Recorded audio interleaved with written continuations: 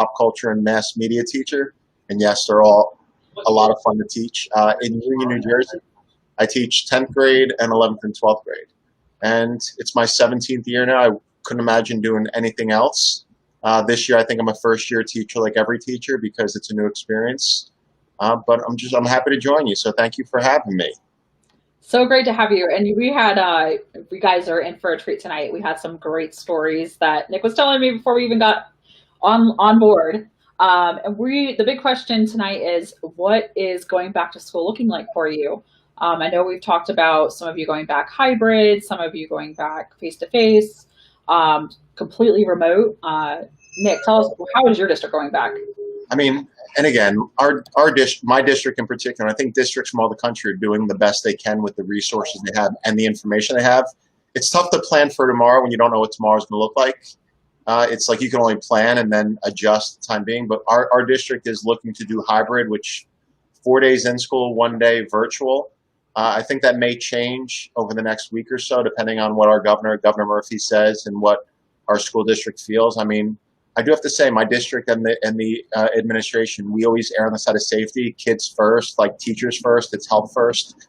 Like no, I mean, I love working for them because nobody's expendable. They're not willing to take that risk, which I'm sorry to say, I think some districts are willing to risk the lives of certain people. And again, like I completely empathize with parents. I do, and it's one of those things where I want to be back in school. I miss those connections. I mean, I'd rather see my students and have those moments. Virtual teaching for me it was an adjustment, and I feel like it was so impersonal in so many cases. And it's just one of those things where I want to go back to school, and I think most teachers too, but only if we can not guarantee safety, but you never guarantee a child's safety, but do everything we can to ensure that people feel safe. Because if you don't feel safe, I don't think a child is going to be willing to learn in that environment. Right. And I think you bring up a really valid point of how teachers are feeling, especially, we were all thrown into this in March. Didn't really, and I come from 5 years of, virtual hybrid teaching anyways, but I understand like being thrown into that is not the ideal place you want to be as a teacher. And, we're going to spend some time about how to basically maximize being in any situation, how to maximize basically your resources and how to go, hashtag back to school strong. There's ways to do that no matter what way you're going back. And I love how we were talking about when we were full virtual in March. We do this as a standard in virtual learning. We call home a lot. So tell me, what were you doing during March, April, and May, June? That was a lot different than what you normally would have done. And what was great about it? I mean, I'll be honest, content became secondary to me. It was more or less making sure that my students felt safe, they felt comforted, their families felt comforted. And I used a lot of great resources. I mean, I was recording videos all the time. I was live streaming. I was using Google Hangout. But I still say the most effective thing I did on a weekly basis was to call home to the families and parents and guardians of every student. Not to talk about class or anything else, but just to see how they were doing. I was doing my best to maintain those relationships and just let them know that I'm there for them. And again, academics are important, but it's like anything else in life. If you don't meet Maslow's hierarchy of needs, Bloom's taxonomy is irrelevant and it won't matter. So, I mean, I spent hours every week on the phone, just calling home, talking to my students, FaceTiming. Some of them were babysitting during the day, so I would FaceTime and Google Hangout with them in the evening. It was the hardest thing I've ever done. And whenever I do press, I always joke around. I'm like, I didn't think it was possible for teachers to work harder or to give more hours, but we did during virtual and remote teaching. I love that you said the Maslow before Bloom's. I think that was like a hashtag during March it was. And that's so true. We have to meet the needs we have to make our students feel safe before we can expect them to learn content. But that's just a human basic need. None of us would thrive in any environment if we feel unsafe or hungry or our physical needs are not met. Absolutely. But we, for some reason, apply the opposite to schools, where if you're a good teacher, you can get a kid to worry about school or care about school if they're hungry, depressed, suicidal, or have anxiety, which to me is the most absurd thing in many cases. It's hard. And, I've talked about this a couple times, and I'd love to hear your view on this. Going back to school and being able to, virtually teaching skills. So we as teachers teach content and we teach skills. I mean, we teach they don't have to be separate. We usually teach them together. But Did you find yourself concentrating a little bit more on skills, or because you let go of the content a little bit? I definitely, and I think the common rule for most of us was cut the work in half, cut the assignments in half, the workload. And I definitely focused more, I would say, on skills and creativity. If I knew my students, again, I had students who only had access to a phone. So for certain reviews, I let students answer questions using TikTok or creating a video or doing things like that. I utilized social media a lot because so I would ask questions in a TikTok format, and they would then duet that and answer the questions. And it was so useful. And again, my 5 students who were on TikTok all day, I'm like, they had no excuse and they thrived.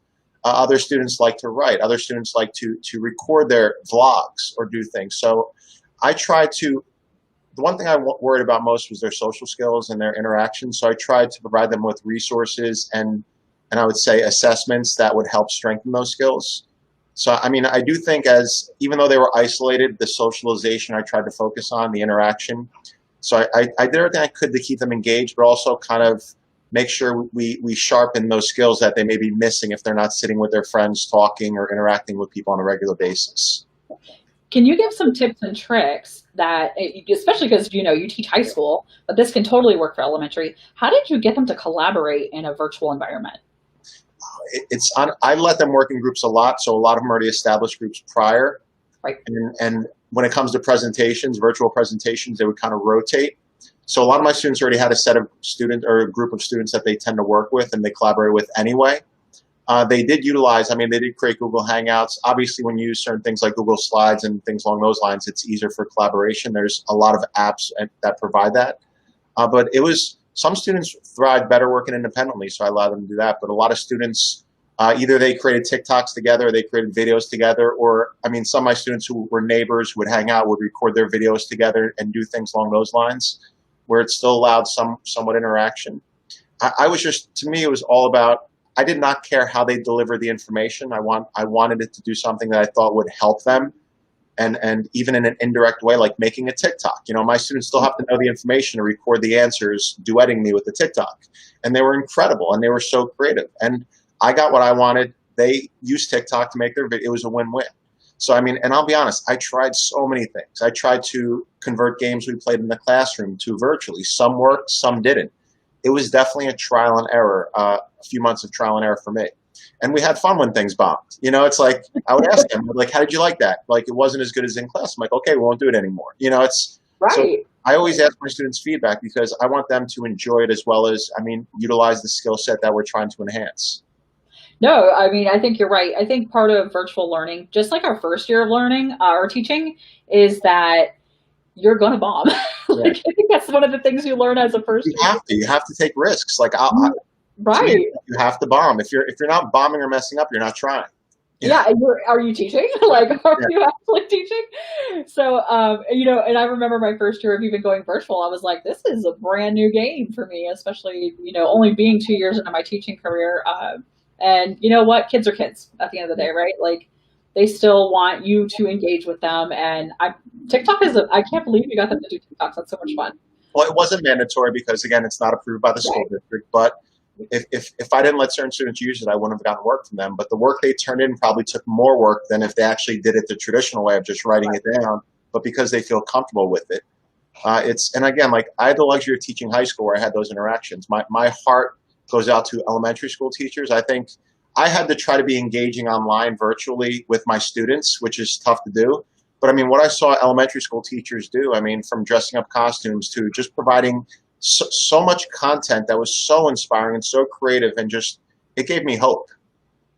It also reminded me too, Sam, that I can never teach elementary school. Oh, right. Like we laugh because in class time we have a bunch of elementary school teachers on board, and I'm like, oh no, there's no way I could teach elementary. I have so much respect for elementary school teachers. But you talked about dressing up in costume and elementary school teachers doing that, and I want to give everyone a background. You're an actor, so how do you bring that to your class? So before teaching, I did act. It wasn't by choice. I just kind of fell into it. So I was on a soap, and it was an interesting experience. But I will say this with absolute certainty: a good teacher can be an amazing actor and probably win an Oscar, but an amazing actor will not always necessarily be a good teacher. And we all know as educators, I went from putting on one show a day to 6 shows a day to an audience that does not want to be there. And it's like, you can't fake passion. It's, I think our job, every good educator is a performer. You know, you have to be. And I hate to say it, it's good teachers can make boring subjects seem extremely fascinating, and bad teachers can make the most fascinating subjects seem extremely boring. So it works both ways. Definitely. And, you know, you said something before we got on live about, you know, good teachers have to be performers. And that is so true. We are on when we walk into a classroom. And I think passion shows. I mean, students love teachers with passion. I've never seen a teacher walk in with a bunch of passion and kids not love them. Like, it's just part of what we do. Passionate people make other people passionate. It's just how it is. Definitely, definitely. So we've talked a lot about virtual, going back virtually, and you said you're going to go back a little bit hybrid. Is that correct? Yes. As of now, again, it's day to day. Yeah. How are you planning to? I mean, because some of the mandates are kind of hard, keeping everyone 6 feet apart, facial coverings. I don't know what your state is like, but mine is requiring facial coverings if you're not 6 feet apart within the class. How are you, as a teacher, going to help? You know, that's even a skill, getting students to do that. How do you intend to do that in your classroom? And as a high school teacher, again, in middle school, it's like we could have those conversations with students, let them know, you know, be open with them and be candid, and let them know that this is how it has to be. It's uncomfortable, but we have to do this, and this is for everybody. It's not just for you or me. It's not a dress code thing. It's for your families, our friends. It's just one of those things where I feel like and again, like being a high school teacher, I get to have those conversations, which are easier for them to digest.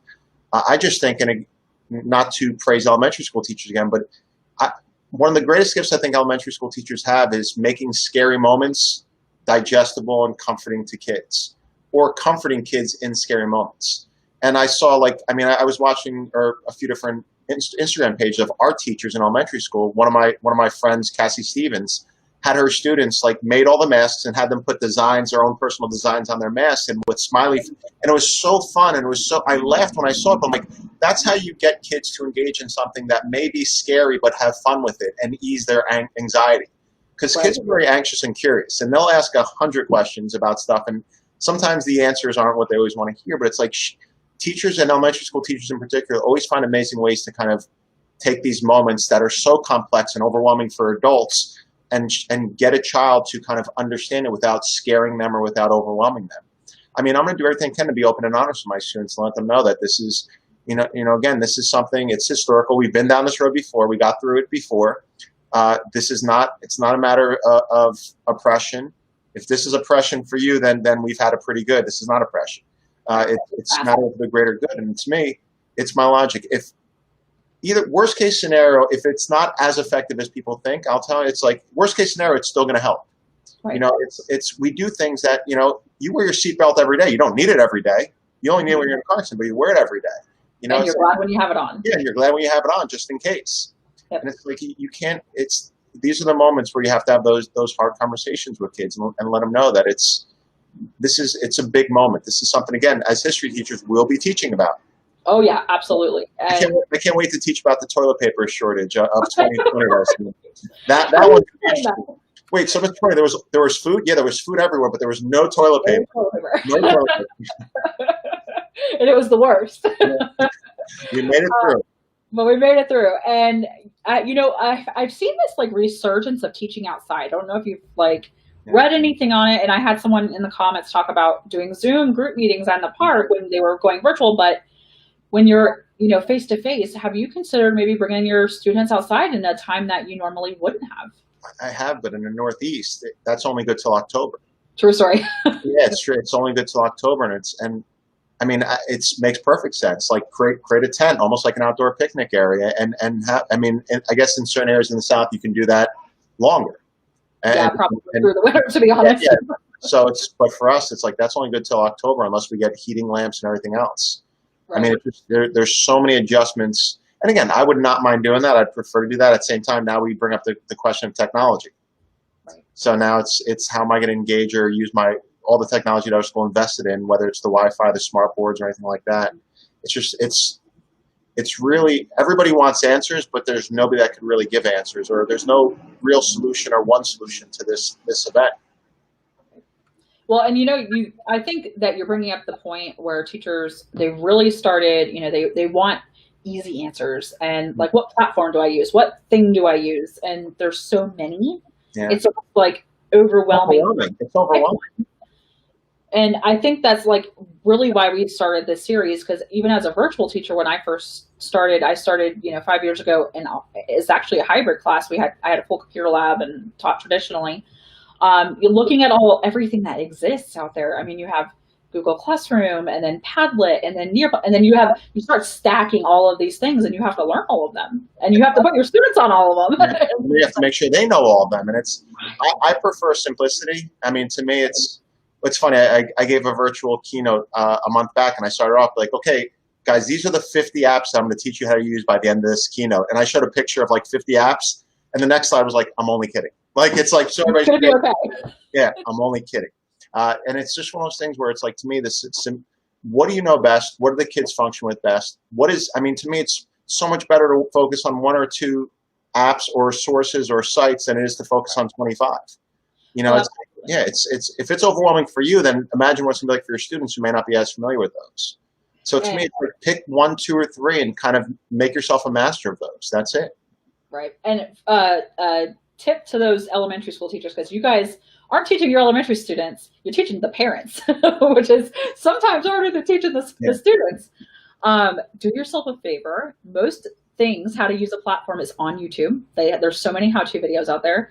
Just link it in class tag for your parents, so you don't have to go through the same instructions 900 times. I had to learn that. The advice I always give to parents, because when they ask me on like Today Show, like, what advice would you give to parents who now have to, again, like my mom used to tutor me all the time, and we are in this together. Like, I understand parents are picking up a lot at the same time. It's like we're doing a lot, but it's also, we do need assistance. Like, we are in this together. There's no separation.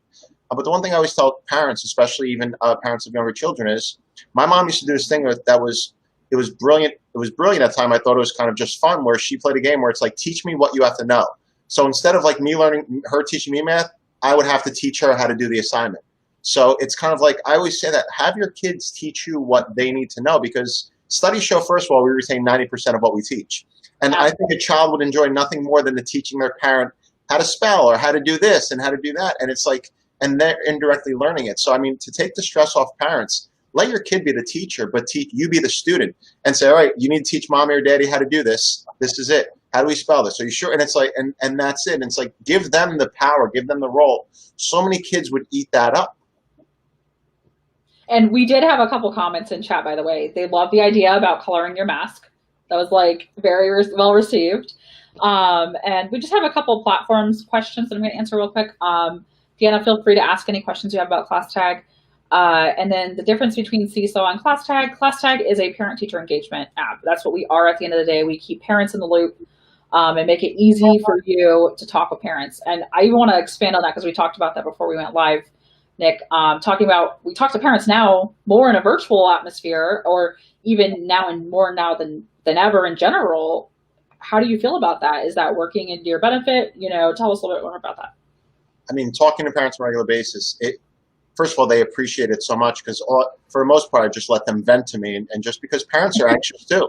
And it was me just talking to them and hearing how they're doing. And also too, it was a lot of students, when I had students not show up, it's like, I'd call home and find out their mom's a nurse, or they're watching their siblings, or their grandfather's sick, or God forbid, they lost somebody due to COVID. So there were so many things that I found out that, if a kid didn't turn week for 3 or work for 3 weeks, I'm not going to just fail them. I'm going to find out what was the reason behind it. And there's always a reason.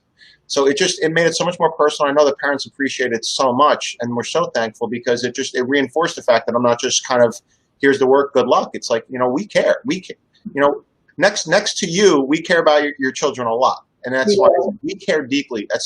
That's why when a teacher says my kids, they always have to specify whether it's their kids or their students, their actual biological kids or their students. How many professions refer to other people's kids as my kids? So I would just say, calling home and keeping that interaction, that connection, it takes time, but it's so worth it and so appreciated. And that way the first time you do talk to a parent, it's not confrontational, because, well, my kid didn't turn and work for 3 weeks. I always call home for good things. Right. And it's those conversations are better, and they're funnier, because the minute they hear the teachers on the phone, their heart stops, and then they realize it's for something good and they're almost shocked. So Oh yeah. I always, to me, it's like, it's not, I don't call them for negative things. And it's like during quarantine, and once we went into the virtual aspect of it, I called home once a week to every child, and it took probably 2 hours a day. But it was probably the most effective thing I could do, just because I actually had a chance to engage with everybody.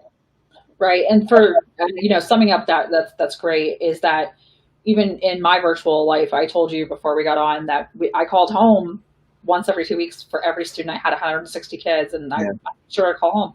And it does really help the relationship between you and the student, but also reinforce, hey, your parent is really here. They're here to help you. And, you make a good point. I'm a parent.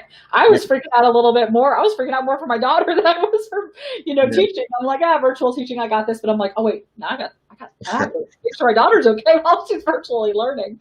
So it's hectic. And for those of you who are asking questions about Class Tech, I will be more than happy once we get off this chat. I'll drop you some resources. I think that will help you out for Deanna and Dorinda. So any parting words, Nick, for the school year? Just to everyone out there, parents and the educators, it's thank you so much. This is uncharted waters for all of us. I mean, if for some reason you feel like your child's teacher isn't I don't want to say going above and beyond, but isn't doing what you feel you need, like reach out. Parents, reach out to your child's teacher. I promise you they're equally as overwhelmed, and they may not know there's an issue or concern, or if there's any other resources. I mean, again, if your child needs additional resources, contact the teacher. We go above and beyond. Like, we will always do everything we can to help your child succeed, because we want to see them succeed, and we want to see them be happy. So I think parents and teachers, now is the time, and not to play politics, but for some reason we always get thrown against each other, parents against teachers, when it's not. We both want to see your child happy and successful. So I feel like now is the time to keep those relationships and honestly make them stronger and stay more connected. Great. Thank you. That's perfect. That's a perfect way. I'm not even going to expand upon that. That's a perfect way to end the live session. Guys, have a great night. If you think of any questions, feel free to drop them in chat. We do respond to them at least 12 hours, 24 hours afterwards. So we will make sure we get back to you if we didn't get to answer your question. And have a great evening, and happy week for anyone going back to school. Whatever day it is right now. Yeah, whatever day it is. Whatever day. Bye, guys.